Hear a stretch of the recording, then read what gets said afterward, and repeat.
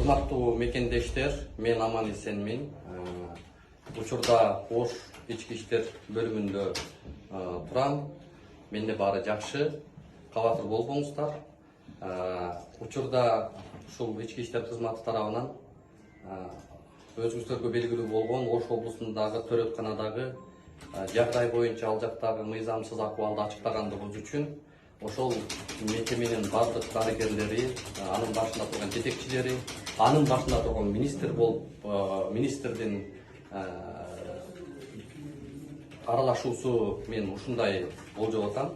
Министрдин аралашуусу ага чейин дагы билим берүү министрлигинин дагы бул ишке тийиштүү бар деген күмөндөмүн. Бул ишти учурда азыр мага кылмыш ишин ача коюпту. Мени кылмышкер катары таанып, учурда мен 282 берене бейбаштык боюнча статьяны коюп атышат. 48 саатка мени азыр киргизели деп атышат. Бирок бул жөн гана заказ. Биз эч кандай мыйзам бузган жокпуз. Биз ал жердеги карапайым элдин, жөнөкөй жарандардын медициналык кызмат көрүүсүндөгү мыйзамдуу укугун, ошол эле учурда жарандык укугун, биз менен жолугуу укугун так даана коргоого аракет кылдык. Бирок тилекке каршы мына ушундай жагдай түзүлүп атат. Биз аягына чейин бул маселеге укуктук баа берилүү үчүн токтолбойбуз.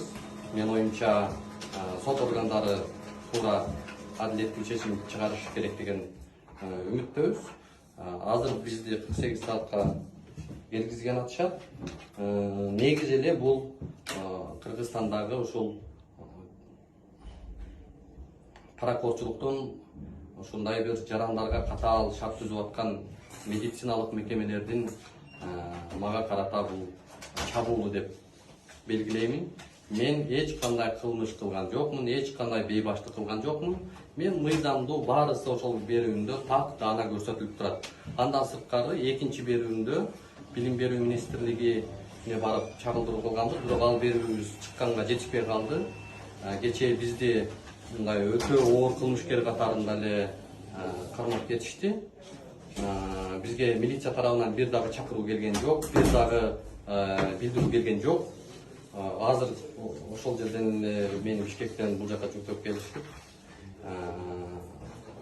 кылмышкер катары таанып, азыр 48 саатка камап атышат.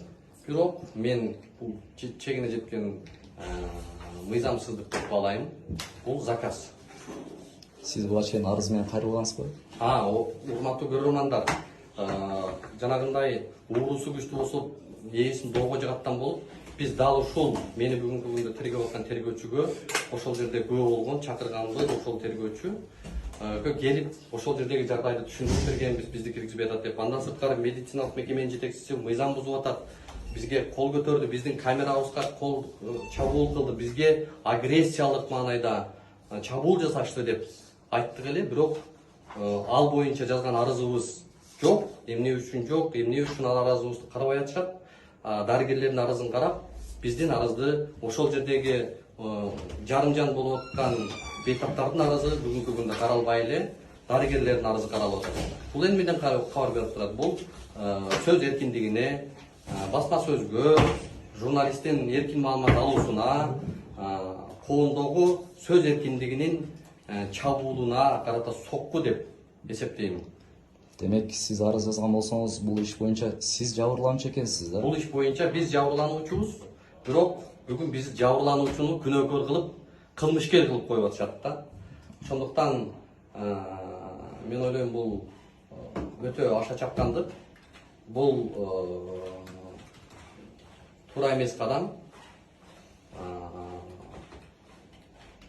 Мына ушундай мыйзамсыздык менен күрөшүп келатып, анан ушундай жагдайга туш болуп атабыз. Бирок калың эл, кыргыз элим бул жагдайды баалап, таразалап турасыздар.